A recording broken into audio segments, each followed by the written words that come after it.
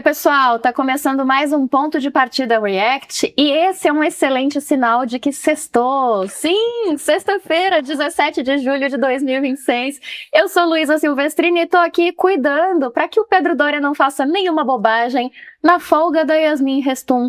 Tá comportado, Pedro Doria? Eu vou me esforçar, nem sempre eu consigo. Por favor, comporte-se. Por favor. É o que a gente espera de você, tá? Sim, senhora. E olha, essa semana você falou sobre dois temas bem importantes no ponto de partida. Um foi o controle do orçamento público pelo Congresso, que essa semana a gente viu que não é bem pelo Congresso, porque tinha gente destinando verba que nem parlamentar era. E sobre o que a nossa audiência está achando de BET dos institutos de pesquisa. Está chamando, aliás, de BET de institutos de pesquisa. Que é aquela proposta do selo do TSE para pesquisa que mais acertar o resultado da eleição, né? Então, vamos às respostas da nossa audiência.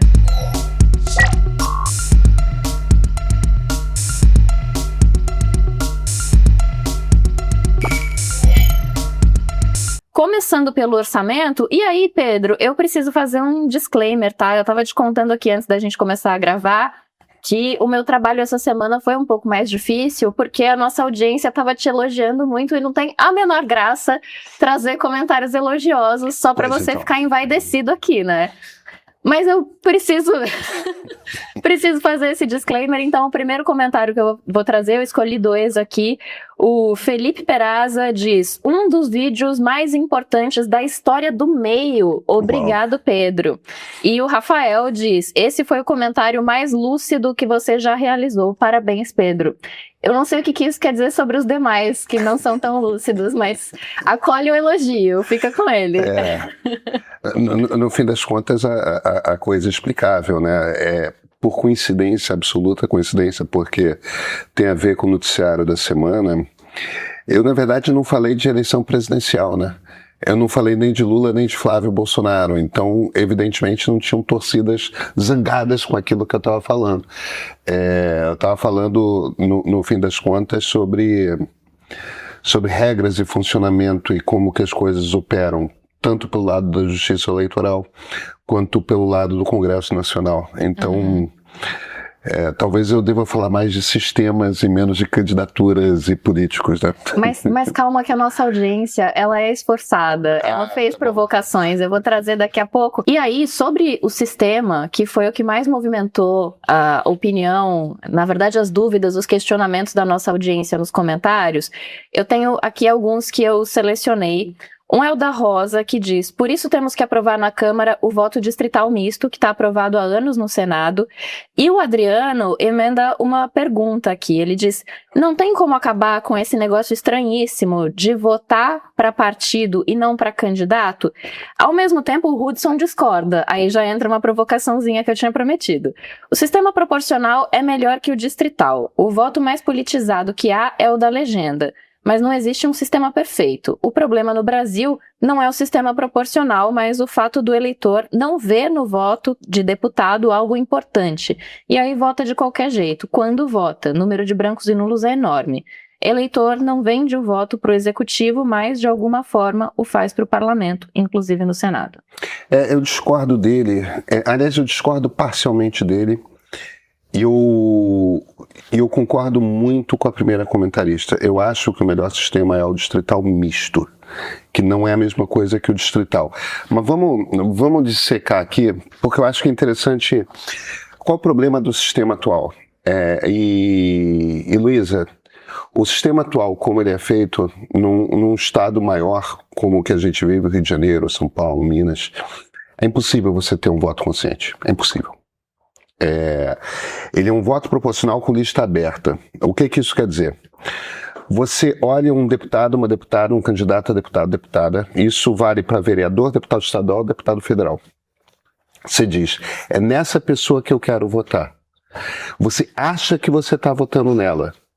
Você não está votando nessa pessoa, você está votando no partido. Ou na federação, que é uma união de partidos, tá?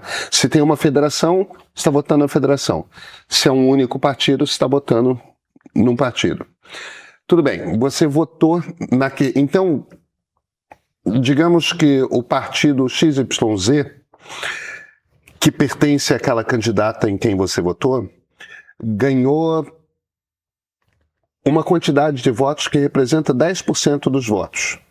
Então aquele partido vai ter 10% das cadeiras. E vamos dizer que sejam 10. Isso quer dizer o seguinte: os 10 candidatos ou as 10 candidatas que tiveram mais votos dentro daquela legenda são as pessoas que vão entrar. Por que a gente chama de uma lista aberta? Porque a lista é meio que aleatória. Depende, cada voto de uma pessoa vota num partido e vota para empurrar seu candidato um pouquinho para cima da lista. Como é que você teria que votar consciente quando você vota nesse sistema? Você teria que entender quem são todos os candidatos daquela legenda, entender se você acha uma boa ideia aquelas pessoas que estão ali naquela lista serem seus representantes, e entender quais possivelmente estarão mais em cima da lista. Porque não adianta você votar em alguém que está lá embaixo, porque na verdade você está votando na pessoa que está mais em cima da lista. Então, agora, uma legenda tem 100, 200 candidatos. Entende? A única maneira de você votar consciente nesse sistema é você ter consciência de quem são todas as pessoas. Se você acha que todas aquelas pessoas vão te representar bem, e você tem que ainda por cima ter uma noção de quais pessoas têm maior probabilidade de votar. Então o seu voto, na verdade, e eu não estou falando isso como crítica a ninguém que está assistindo, não. Eu não voto conscientemente. A não ser que você vote, sei lá, num Eduardo Bolsonaro, numa Erika Hilton, que são esses parlamentares que têm super votações e você tem certeza de que vão se eleger. A não ser que você vote numa figura dessas, você está votando sem saber se você vai eleger aquela pessoa. E mesmo que você vote no Eduardo Bolsonaro ou numa Erika Hilton, você está elegendo não só ele e ela, como você está elegendo uma quantidade tal de outros candidatos que se acoplaram naquela legenda e que talvez tenham muito poucos votos, mas por conta das supervotações vão se eleger. Isso vale para Tabata Amaral, vale para o Boulos, vale para o Nicolas Ferreira, esses candidatos todos com supervotações. Eles arrastam um monte de gente. É um sistema que... O meu grande problema com esse sistema é esse. Num país em que os partidos, quase nenhum deles, já tem uma característica ideológica, você está votando em nada. Entendeu? Você está jogando dados. Não é um sistema que te permita votar conscientemente. Entendeu?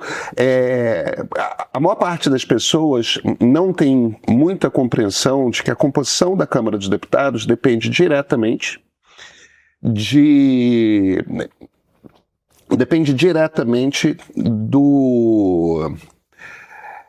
das regras do jogo que vão possibilitar a eleição do parlamentar. O que é o voto distrital? Distrital puro. Você pega, digamos, olha aqui, o estado do Rio tem, digamos, o direito a 100 deputados federais. Imagina, é muito menos, mas digamos que tem direito a 100 deputados federais. Então você pega o estado do Rio e você divide ele em 100 distritos. Cada distrito tem uma população igual ao outro. São 100 deputados, são 100 distritos, e cada um desses distritos tem o mesmo número de pessoas morando lá. Tá certo? Aí você não vai votar em todos os candidatos do estado do Rio, como é hoje. Imagina, a quantidade de candidatos a deputado federal que você tem que escolher. Não. Você vai votar em alguém do seu distrito. Você vai votar num parlamentar que mora no seu distrito. Então, por isso, a possibilidade de você ter acesso a esse parlamentar é muito maior. E o seu distrito passa a ter um parlamentar que é representante daquela região do país, daquela pequena região do país. E aí o que acontece? Os partidos tendem, porque é complicado que você passa a precisar ter candidato em todos os distritos. A tendência no voto distrital é que o partido só tenha um candidato naquele distrito. Tá certo? Então, o PT vai ter um candidato que mora em Vila Isabel, Meier, Tijuca, mais uns 2 ou 3 bairros, Maracanã, ou então Ipanema, Leblon, ou então, sei lá, Santa Cecília, Pompeia, Higienópolis, Pacaembu, aquilo é Consolação, aquilo é um distrito. Eu estou usando cidades que eu conheço, né, Rio de Janeiro e São Paulo, mas você imagina um conjunto ali de bairros juntos que formam um distrito. E os candidatos a deputado são todas pessoas que moram naquele lugar. Você não pode morar, não é morar na cidade, não, você tem que morar naquele distrito. Então, é uma pessoa com quem você cruza na rua. E, ao mesmo tempo, olha como barateia a campanha eleitoral. Aquela pessoa ela pode fazer a pé, entendeu? Ou de carro, não tem problema. Mas ela só precisa fazer campanha naquela região. E tem essa beleza de que a tendência é que os partidos tenham só um candidato. Então você quer votar no PSOL, você vota no parlamentar, no candidato, na candidata do PSOL. Você quer votar no PL, você vota no candidato, na candidata do PL naquela região. Os partidos concentram suas forças. Agora, o problema do voto distrital puro é que, no fim das contas, é que você tende a eleger uma Câmara dos Deputados que vai ser, cara, tipo um despachante do seu negócio. Qual é a preocupação nacional que esse deputado vai ter? Muito pouca. Por quê? Porque o incentivo, o que um parlamentar quer? Os bons parlamentares, os maus parlamentares, quer se reeleger. Isso é uma carreira. E é legítimo que seja uma carreira. A gente quer pessoas que sabem ser parlamentares. E você sabe ser parlamentar e você se torna um parlamentar eficiente quanto mais experiência você tem. Então não é ruim que seja uma carreira. Agora, tende a ser, se você só bota, de novo, a regra determina como é que vai ser o jogo. Você vai ter um bando de despachante local e ninguém com preocupações nacionais. Quem que vai estar preocupado com a grande lei que vai revolucionar a educação no Brasil? Não, o cara está preocupado, a mulher está preocupada em como que eu vou fazer uma coisa que vai lá no Pacaembu fazer com que votem em mim de novo na próxima eleição. Aí vem o distrital misto. Você elege metade da Câmara com voto distrital. A outra metade você elege com voto proporcional. O voto proporcional é o que a gente tem hoje. Uhum. Qual é a diferença? É o voto proporcional com lista fechada, não aberta. Isso quer dizer o seguinte, Luísa. O PT vai ter, no estado de São Paulo, você vai votar ali no seu parlamentar do seu distrito. E você vai dar um voto no partido. Tem 2 maneiras de você fazer isso. Quando você vota no parlamentar do seu distrito, você já escolhe um voto no partido daquele parlamentar. Uhum. Ou você pode separar. Você tem 2 votos. Um voto é numa legenda, outro voto é num parlamentar. A tendência no Brasil é a gente fazer 2 votos. Uhum. Aí, você vota no PT. Você vota no PL. Voto proporcional como é hoje. Qual é a diferença? A diferença é a lista fechada. A diferença é que quando você vota no PL, você já sabe qual é a ordem dos candidatos. O comando do PL determina qual é a ordem. Olha, o primeiro a entrar vai ser o fulano, a segunda a entrar vai ser a Beltrana, o terceiro, a quarta, quinto, sexto, tal. Então você sabe qual é a ordem. Se tiver 10% das cadeiras, vai ter 10%. Se tiver 10% do voto, vai ter 10% das cadeiras. Só que o eleitor já sabe previamente quem entra. Não é a loteria. Você tem a ilusão com a lista aberta de que você está escolhendo. Mas, na verdade, é aleatório. Porque você não tem o controle sobre o voto de todas as pessoas. A lista fechada, você sabe em quem que você está votando. E aí, olha aqui, para completar a coisa, por que você vai votar num determinado partido?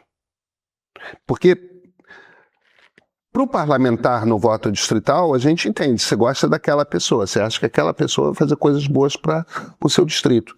Agora, quando você vota num partido, o que vai te fazer votar no União Brasil em detrimento dos republicanos. Força o partido a ter uma identidade. Força o partido a ter uma identidade.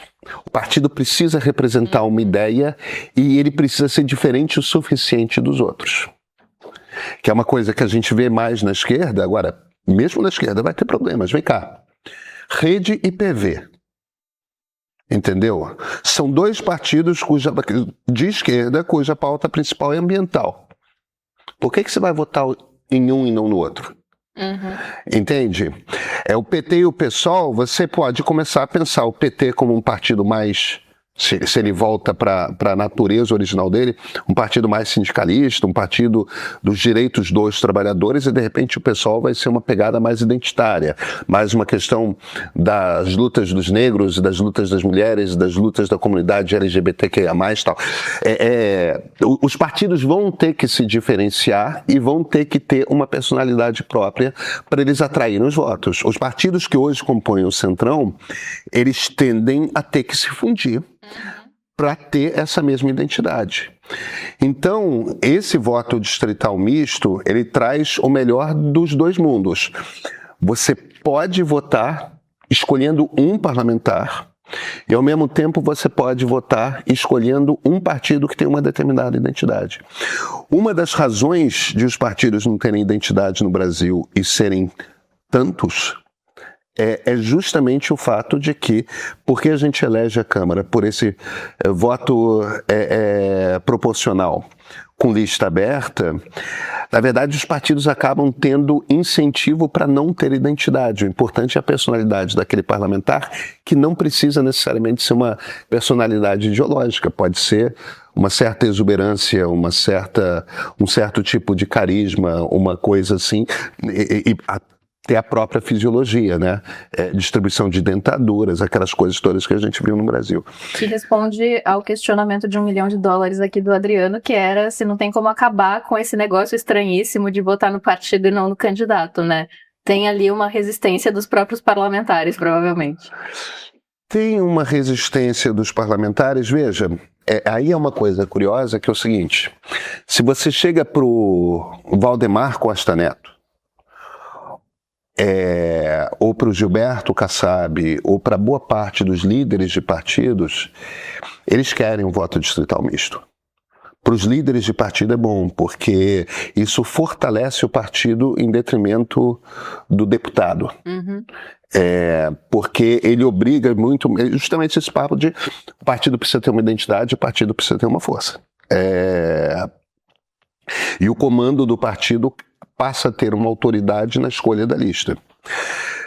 Nessa atomização da Câmara dos Deputados, em que cada deputado vai se tornando cada vez mais um microempreendedor individual e ele vai de um partido para o outro e tanto faz, para os parlamentares, para o baixo clero, é mau negócio. Então existe uma disputa intra-partidos, em que os parlamentares mais poderosos querem o distrital misto e os menos, tanto na esquerda quanto na direita, tá? Isso não é uma coisa ideológica. E os menos poderosos querem a implosão da coisa. Querem, e justamente agora, a minha impressão é que nesse caso, os líderes de partidos estão certos. E estão certos pelos motivos errados. Eles estão pensando no poder deles. Eu acho que eles estão certos porque o distrital misto, ele, na verdade, devolve ao eleitor o poder de escolha. E, ao mesmo tempo, ele tem essa qualidade de obrigar os partidos a passarem a ter uma identidade. A gente vai ter, na verdade, uma diminuição de partidos. Tipo, não cabe PV e rede. Não cabe essa quantidade de partidos do Centrão, que todos são meio que iguais, né? Progressistas, PL, União Brasil, Republicanos. Qual a diferença? Você tende a ter um número menor de partidos. Eu não acho que a gente vai virar um país bipartidário. Eu acho que a gente tem espaço para uns 3 partidos de esquerda, talvez uns 4 de direita, mais um partido de centro. Sei lá, uns 10 partidos. A gente consegue viver com 10 partidos, né? Por que não? Eu acho um sistema mais minimalista, né? Isso. E os partidos começam e isso é bom, porque isso acaba refletindo nos presidentes da República que a gente elege. porque os partidos passam a ter uma coerência ideológica. Você sabe no que está votando. Se você acha que o grande problema do Brasil é ambiental, existirá um partido para você votar. Todos os países europeus têm um partido verde razoavelmente forte, entendeu? Todos os países europeus têm um partido liberal razoavelmente forte, tem um partido socialista razoavelmente forte, tem um partido democrata cristão razoavelmente forte, entendeu? A gente precisa ter isso aqui no Brasil. Perfeito. Para trazer só mais uma provocação a respeito desse assunto, porque eu disse, eu procurei e encontrei, tá? As pessoas estavam discutindo sobre a paternidade desse descontrole a respeito das emendas, né? Então, a Ana Carol mandou mensagem dizendo: o pessoal não está envolvido nisso, acho bom deixar isso claro, a esquerda não é toda igual. E o Carlos Lopes diz: Pedro, faltou você falar quem foram os pais da criança, faltou falar que a emenda impositiva foi criada pelo Eduardo Cunha junto com a direita, o Centrão e com o apoio do Bolsonaro para tirar o poder da Dilma, substituir a corrupção do financiamento empresarial de campanha, que havia sido proibido pelo Supremo com o apoio de Dilma e do PT. Depois ele foi expandido para o orçamento secreto, que foi aceito por Bolsonaro em troca de não aceitarem os pedidos de impeachment. Eu não concordo com essa leitura, não. Os fatos estão todos corretos, eu acho que essa não é a leitura correta. Como é que o Fernando Henrique e Lula governaram? Em boa parte dos seus governos. Fazendo aquilo que meio que a Constituição empurra os governantes a fazerem. Nesse sistema de lista proporcional aberta, de eleição proporcional com lista aberta, você tem esse caos na Câmara e essa multiplicidade de partidos, e você empurra o país para aquilo que a gente chama de presidencialismo de coalizão. Ou seja, é impossível um presidente da República se eleger com maioria na Câmara. E, no entanto, ele precisa de maioria na Câmara. Então, como é que ele faz? Ele compartilha poder.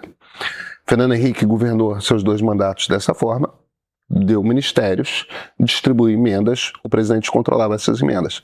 O Lula, nos seus primeiros 2 anos e meio de governo, quis governar sozinho, bancando com o mensalão os parlamentares. Explodiu o mensalão, ele voltou atrás, fez uma grande aliança com o atual MDB, antigo PMDB, e outras alianças mais tópicas, PTB, etc. Tal, mais presidencialismo de coalizão. A Dilma decidiu governar sem receber parlamentar, sem conversar com o parlamentar. Ela achou que ela podia ser presidente simplesmente se impondo ao parlamento. E o sistema não permite isso, o sistema não foi desenhado para isso, o sistema foi desenhado para a gente ter um presidencialismo de coalizão. Esse sistema que quebrou. Eu concordo inteiramente com o fato de que o problema começa com o Eduardo Cunha criando as emendas impositivas. O que são as emendas impositivas? Ele era presidente da Câmara dos Deputados. Como os deputados não conseguiam mais com a Dilma a liberação de emendas, eles votaram, e eles têm poder para isso, que não precisava mais de autorização do governo, do executivo, do presidente da República, da presidente da República. Eles podiam simplesmente impor. Agora, o Eduardo Cunha fez isso porque os parlamentares precisam dessas emendas para conseguirem ser reeleitos. O jogo empurra os parlamentares para precisarem dessas emendas para serem eleitos, porque eles precisam levar... Porque aí a gente tem que pensar o seguinte: a Constituição concentrou a arrecadação de imposto na União. Então, todos os municípios do Brasil, uns mais, outros menos, com raras exceções, Rio de Janeiro, São Paulo, porque são muito grandes e muito ricos, 99% dos municípios do país precisam de repasses da União. Como é que você faz repasse da União? Através de emenda. Se você não tem um despachante, que é o deputado federal, pegando esse dinheiro e levando para o município, cara... não vem o dinheiro. E o prefeito local não tem condições de fazer um governo minimamente decente. Por quê? Porque ele não tem dinheiro.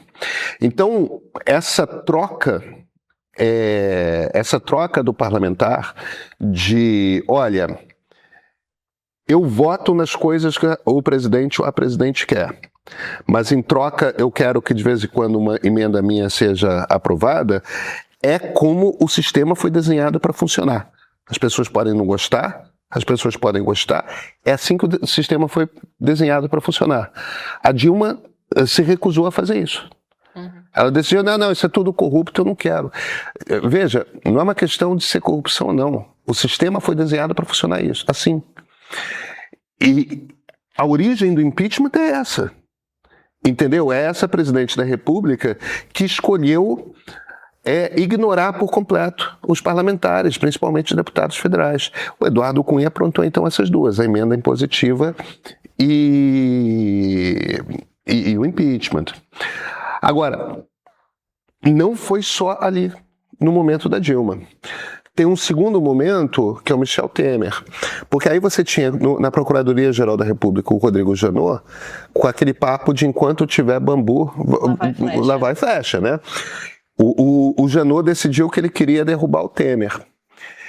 E o Temer, de repente, precisou muito da Câmara dos Deputados, porque quem autoriza que a Procuradoria-Geral da República processe o presidente da República é a Câmara dos Deputados. Então o Temer deu mais poder para a Câmara dos Deputados. Para salvar a própria pele. Para salvar a própria pele. E aí veio o Jair Bolsonaro, que fez aquele discurso absurdo, num 7 de setembro, dizendo que não ia mais obedecer às ordens de um ministro do Supremo, do Alexandre de Moraes. Aquilo era razão de impeachment. Começou-se a organizar na Câmara dos Deputados o processo de impeachment.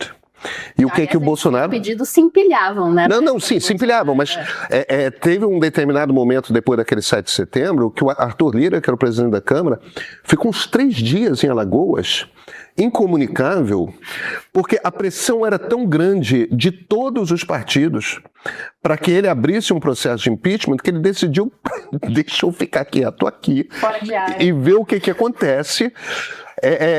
E o que aconteceu foi, essencialmente, que o Bolsonaro entregou o resto. Então, é uma história que começa com a Dilma, passa pelo Temer e termina no Bolsonaro, por razões absolutamente diferentes. Foram 3 presidentes, na verdade, fracos. Uma por incompetência na gestão política, porque chegou à presidência numa circunstância, no meio daquela histeria da Lava Jato, que tinha o PGR querendo derrubar ele. E o terceiro, porque era um desmiolado, né? Um desmiolado autoritário, que achava que podia tudo. Ele achou que ele ia conseguir dar um golpe naquele dia, e quando o golpe não aconteceu, de repente ele tinha uma democracia com a qual lidar. O processo das emendas impositivas que viram as emendas secretas é esse. Eu não discordo dos fatos, eu discordo da interpretação. Esse era o meu ponto. Agora, o fato é que o sistema do presidencialismo de coalizão quebrou. Quando a gente volta para o sistema distrital misto, se é aprovado, como muita gente acha que vai ser aprovado, nos próximos 4 anos, no mandato do próximo presidente, a partir de 2030 você reseta o jogo. Primeiro, porque você vai ter metade da Câmara, olha, estamos oficializando, metade da Câmara, que são os parlamentares distritais. Metade da Câmara representa mesmo, são despachantes do Brasil, porque o Brasil funciona assim, porque tem uma concentração de tributação na União, é o presidente da República, então é isso. Você oficializa esse jogo. E você reserva outra metade da Câmara dos Deputados para deputados que são ideológicos, que são os representantes dos partidos. E os partidos terão que ter esse perfil ideológico, senão não traz voto, né? Como é que vai votar a pessoa que está preocupada com direito dos trabalhadores, mas não está com questão de gênero? Como é que vai votar a pessoa que está principalmente preocupada com questão de gênero? Como é que vai votar a pessoa que está preocupada com responsabilidade fiscal? Como é que vai votar a pessoa? Você vai ter que ter partidos que representem essas prioridades. Bom, então vamos falar agora sobre esse selo que o TSE anunciou para o Instituto de Pesquisa que mais se aproximar do resultado da eleição, que a nossa audiência está fazendo piadinhas aqui com bets, né? O Rodrigo diz, é o selo Bet-SE, e o Vaiala diz, quando eu ouvi essa notícia, eu pensei, oxe, o TSE quer fazer uma bet de eleição.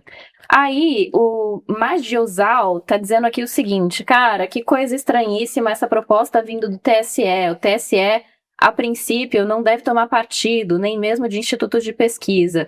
E o Rodrigo questiona aqui uma fala sua, uma vírgula que você colocou, na verdade, no meio de uma fala que é: Nunes Marques, bem intencionado, não consigo acreditar nisso.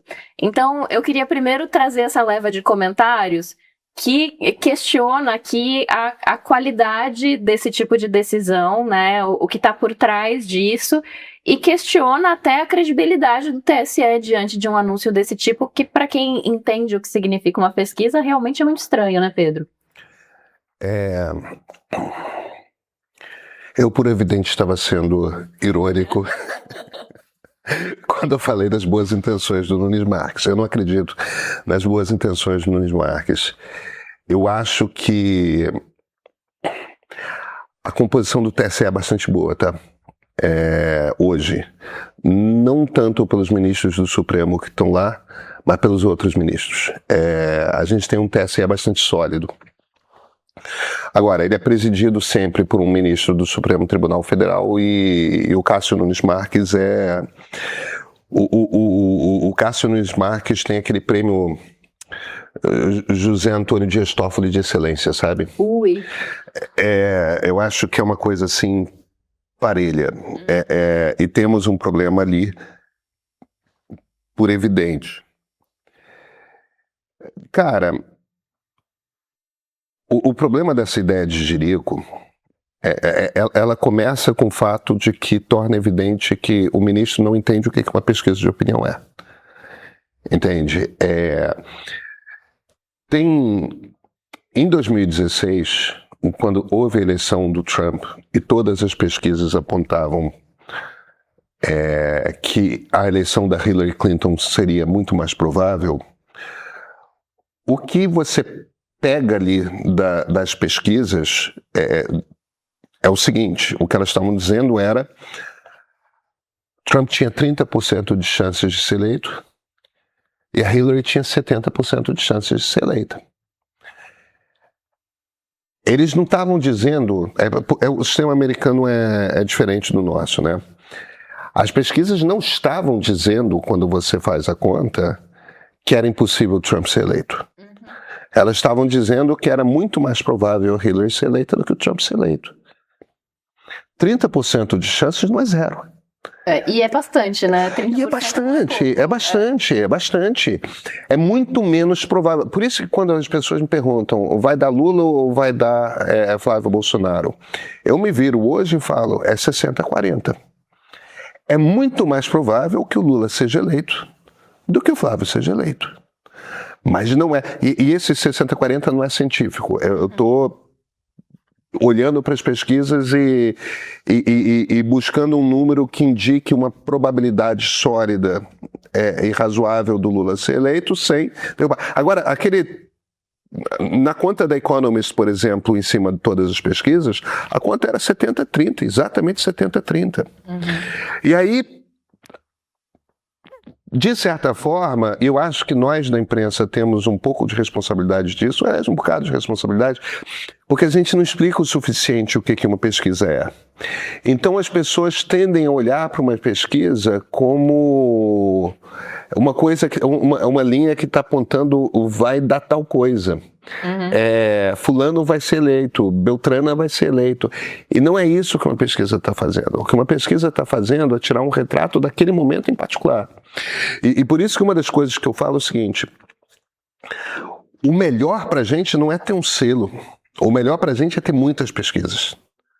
Porque aí você pega um conjunto de pesquisas e vê o que a maior parte delas está dizendo. E quando você olha para a maior parte delas, e você vê a Meia Ideia, a Quest, Datafolha, Nexus, estou citando essas 4, não estão sozinhas, elas todas dizem mais ou menos a mesma coisa. Elas põem o Renan mais ou menos com o mesmo tamanho. Elas põem o Caiado com mais ou menos o mesmo tamanho. Elas põem o Zema com mais ou menos o mesmo tamanho. Elas põem o Flávio com mais ou menos o mesmo tamanho. Elas põem o Lula com mais ou menos o mesmo tamanho. Então você ali tem nessas 4 pesquisas, olha, se 4 com metodologias diferentes estão dizendo mais ou menos a mesma coisa, eu acho que a gente tem bastante confidência para dizer que deve ser isso. Esse é o retrato do país. Muito daquilo que o pessoal se vira e fala, a turma dos torcedores do Renan, né? O Renan está crescendo, isso e aquilo. Eu sempre falo, gente, o Renan só está crescendo na Atlas. Ele não está crescendo em nenhuma, ele está ligeiramente abaixo do Caiado, mais ou menos próximo do Zema, na Nexus, na Quest, na Meia Ideia, na IPESP, entendeu? Algumas outras pesquisas que não são publicadas que eu vejo, está todo mundo apontando para a mesma coisa. Aquele é o retrato. Não é escolher a pesquisa que está dizendo. E Lu, eu falo isso, se amanhã a nossa pesquisa Meia Ideia disser que o Flávio Bolsonaro empatou com Lula e Quest, Datafolha e Nexus estiverem dizendo que o Flávio continua 5 pontos abaixo do Lula no segundo turno, eu não vou dizer que a minha ideia está certa. Entendeu? Pode ter dado um problema ali, porque de vez em quando uma pesquisa erra, e isso é da natureza. Por isso que é bom ter muitas, porque você compara. Então não existe a pesquisa infalível, não existe a pesquisa que nunca erra. O que é bom para a gente ter boas pesquisas é a gente ter muitas pesquisas, que é uma coisa que a gente tem hoje. E aí eu quero fazer um último ponto. Uma transformação importante aconteceu de 2016 para cá, que é a velocidade da comunicação. A velocidade com que informações, boatos, mentiras se espalham. O que a gente viu acontecer em 2018 com Romeu Zema em Minas, com o Wilson Witzel aqui no Rio de Janeiro, que de lá atrás, de repente, chegaram em segundo ou em primeiro no primeiro turno, o que aconteceu ali pode acontecer de novo. Entendeu? Porque de repente acontece alguma coisa, por conta de WhatsApp, por conta de rede social, todo mundo sabe, o voto de muita gente, principalmente um voto que não é muito firme, ele vira de fugir de um candidato, de ir para o outro, em 3, 4 dias. Se um deputado atira uma granada na Polícia Federal, se outra deputada sai correndo armada pelo centro de São Paulo. Isso também você fica, sei lá, pegando exemplos absurdos, né? Daqui a pouco você vai dizer que vai sair áudio por aí de candidato a presidente, sei lá, pedindo 25 milhões de dólares para o responsável pela maior fraude financeira da história do Brasil. Esse tipo de coisa não acontece. Facada perto da eleição. Ou que avião com candidato vai cair. Então, a pesquisa que disser que o Wilson Witzel não tem chance de chegar ao governo do Rio de Janeiro 2 semanas antes da eleição, ela não está errada. Uhum. E o fato de que mudou 2 semanas depois é porque as coisas aconteceram rápido. Então aquela pesquisa não é uma pesquisa que está errada, é uma pesquisa que ajuda a gente a entender o quão rápido foi a virada de voto e nos dá pistas para compreender o quanto que está se transformando o processo político-eleitoral. Então, nesse selo do TSE, essa pesquisa seria uma pesquisa ruim, quando na verdade essa é uma pesquisa, é uma peça importante para a gente entender a transformação do país, percebe? Uhum. Aí agora tem alguns comentários aqui críticos à pesquisa que eu acho importante a gente responder para encerrar. O primeiro fala sobre pesquisa para o Senado, e aí eu acho importante também a gente falar dessa diferença de quando a pesquisa é para o Executivo ou para o Legislativo. O Luiz Fernando diz: a pesquisa Datafolha para o Senado de Minas Gerais em 18 foi vergonhosa. Não tem compromisso de acertar, mas pode errar absurdamente? Como confiar nesse termômetro? Gabriel escreve aqui dizendo: entendo o problema do critério e de como incentiva a fraude em alguns casos, mas irrita essa confiança de que as pesquisas são um retrato da realidade. A gente vê erros absurdos nas pesquisas e os institutos nunca aceitam ser criticados por isso. E tem também o Laudíssimo, que diz o seguinte: o problema das pesquisas hoje em dia é que elas não abrangem uma grande parte da população. Quem você conhece que para na rua para responder pesquisa ou atende telefone de número desconhecido e tem tempo para ficar um bom tempo ouvindo e respondendo perguntas? Eu não conheço ninguém. Pesquisas presenciais também tem o fator vergonha. Muitas vezes o sujeito fica inibido a falar o que realmente acha. Como ele vai saber quem está perguntando? Por isso, a Atlas, e aí tem uma questão de metodologia também, que a gente já conversou aqui algumas vezes, tem tido boas leituras, fazendo pesquisa pela internet, ela perde uma parcela também, mas encontra pessoas mais engajadas, felizes por responder de maneira tranquila e à vontade. Mas o fato das pessoas estarem felizes e querendo responder também quer dizer alguma coisa, né? E tem as pessoas que ficam catando anúncio da Atlas para responder, né? Que é uma coisa que mobiliza e tal. Olha, vamos lá. Uma pesquisa típica entrevista 2.000 pessoas. Nós somos 140 milhões de eleitores. Você não vai encontrar muita gente que foi pesquisada mesmo. São 2.000 pessoas no universo de 140 milhões de eleitores. Agora, a gente compreende o suficiente de estatística para entender que os comportamentos humanos se repetem. E se você entende como é que é o retrato do país e busca pessoas que são representativas, porque não são quaisquer 2.000 pessoas, não é tipo, vai na rua e entrevista 2.000, não. Se 52% da população são mulheres e 48% da população são homens, então 52% da sua amostra vão ser mulheres, 48% vão ser homens. Se tantos por cento moram no Centro-Oeste, tantos por cento são no Centro-Oeste. Se tantos por cento são evangélicos, tantos por cento vão ser evangélicos. Se você pega e mapeia demograficamente a sociedade, cria uma amostragem de 2.000 pessoas. Isso é o suficiente para você ter, por isso que a pesquisa tem uma margem de erro. Eu posso estar errando 1,5%, eu posso estar errando 2,5%. A pesquisa tem uma precisão lá. Tipo, ela não é uma lente que refaz um retrato com nitidez. Ela é uma lente ligeiramente borrada. Essa é a margem de erro. Então, quando alguém se vira e fala, você conhece alguém que foi pesquisado? Não precisa. Estatística funciona. Institutos não é verdade que institutos não gostam de ser criticados. Sempre que tem uma mudança grande, alguma coisa diferente acontece e tal, os institutos conversam entre si. Professores universitários, que são especialistas na área, escrevem artigos criticando. Existe um compartilhamento de dados para que as pessoas possam investigar a metodologia, os dados, tudo mais. Agora, veja, eu sou um razoável bom leitor de pesquisa de opinião.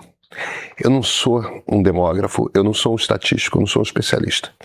Então, eu sei ler uma pesquisa, que já é uma coisa razoavelmente difícil para a maior parte das pessoas. Quando tem um problema que todas as pesquisas estão fazendo um determinado retrato e acontece uma coisa diferente, eu não sou o tipo de pessoa que sabe fazer essa crítica, não. Eu não conheço tecnicamente o suficiente do processo todo de construção da base, de metodologia, de como que você faz a conta. São muitas peças móveis numa pesquisa, entendeu? Que inclui qual é a ordem que você faz as perguntas, que inclui que perguntas você embaralha as respostas de múltipla escolha e que perguntas você faz na hora. Tem um monte de técnicas que foram desenvolvidas, sei lá, nos últimos 100 anos para você aperfeiçoar cada vez mais essas pesquisas de opinião. E a Atlas está trazendo, esse é um troço que é uma área que está permanentemente sendo desenvolvida. A Atlas traz uma metodologia que é radicalmente nova. No fim das contas, Lu, o que eu estou dizendo é o seguinte, em muitas desses comentários existe uma certa ingenuidade a respeito de compreender como que a pesquisa funciona. Não é verdade que não é criticado, pelo contrário, depois de cada eleição você tem uma batalha que acontece entre cientistas. Entendeu? De leitura, o que acertou, o que errou, o que tem que ser corrigido. Isso acontece dentro dos institutos, isso acontece nas universidades e tudo mais. E a imprensa cobre um pouco isso, não muito, mas a imprensa cobre um pouco isso. Talvez devêssemos cobrir mais. Eu acho que talvez a gente devesse falar mais de pesquisa de opinião. Eu tenho tentado fazer isso. E eu tenho tentado fazer isso principalmente por uma razão. A gente está num país a gente está num mundo, pelo menos no lado do Ocidente, em que as sociedades estão se reorganizando. A gente só consegue entender esse processo através de pesquisas quantitativas e qualitativas. Essa é a ferramenta que nos permite perceber e acompanhar as mudanças de opinião dentro da sociedade, as mudanças de valor dentro da sociedade. São ferramentas importantes, a gente não consegue falar sobre essa mudança sem a gente usar essas ferramentas. Então, no fim das contas, meu ponto desculpa, eu discordo dessas críticas em particular. As pesquisas trazem muito debate interno e o fato de você não conhecer alguém. Só uma última coisa. Ignora a pesquisa para Senado. Ignora. Ela não funciona. Sabe por que ela não funciona? Mais de metade dos eleitores só escolhe o senador na última semana. Mais de metade. E olha, uma quantidade abissal de eleitores nessa eleição desse ano só vai descobrir na urna que tem que votar num segundo senador. Você sabia que você tem que escolher 2 candidatos ao Senado esse ano porque a urna vai ter número para 2 candidatos? Olha, metade dos eleitores só vão descobrir isso ali em cima do dia da eleição. Tinha que escolher um segundo? Porque é uma coisa que só acontece de 8 anos. Então, é isso. Não é que a pesquisa esteja errada. É que 40% das pessoas falaram quem é seu candidato ao Senado e você não sabe qual voto dos outros 60%. Não tem como a pesquisa acertar porque os eleitores nos fizeram a escolha ainda. Tá certo. Tá liberado, chefe. Muito obrigado. Terminando aqui, ponto de partida React. Como é sexta-feira, se cuide, beba água e tenha juízo, mas não muito. Na próxima semana, Yasmin Reston tá de volta. Até a próxima. Tchau, tchau. Um algoritmo que decide sem te avisar quem vai ser seu inimigo hoje. Uma rua em Jerusalém que carrega 3.000 anos de disputa embaixo do asfalto. Um Brasil que vota olhando para a terra que planta. Outro que vota olhando para a fila do banco. No ponto de partida sério, eu investigo assuntos essenciais para compreender e lidar com os desafios do mundo contemporâneo num formato que o programa semanal no YouTube não permite. Tudo começa em A Sociedade que o Algoritmo Criou. O olhar para o mundo e o indivíduo numa busca da razão pela qual sentimos que as pessoas ao nosso redor estão cada vez mais polarizadas e vivendo em bolhas. Depois desse capítulo, tivemos o lançamento de 3 episódios sobre Israel e Palestina. Um conflito onde quase todo mundo já chega com o lado escolhido, mas que eu fui a campo entender as raízes. Passei 10 dias em Israel, entrevistei gente dos 2 lados, caminhei pelas ruas onde nasceu essa guerra para compreender essa complexa realidade. Então voltei a olhar para casa, com nós brasileiros. No primeiro episódio, A Sociedade, eu parti de uma pergunta que parece simples. Por que o Brasil parece tão dividido? A resposta, no entanto, de simples não tem nada, porque eu descobri que o Brasil está dividido em 5. 5 formas de viver o país. 5 formas de votar nele. E se são 5 Brasis, por que ainda tentamos caber em só 2 partidos? O episódio vai tentar explicar. No segundo episódio, Os Partidos, eu volto à origem do nosso sistema partidário para entender por que ele já não representa o país que existe hoje e como podemos voltar a conversar sobre política. 3 grandes arcos. E não para por aí, tá? Em breve, novos episódios. Eu sou Pedro Doria, editor do Meio. E esse é o ponto de partida, a série. Comece a assistir no streaming do Meio, exclusivo para assinantes premium.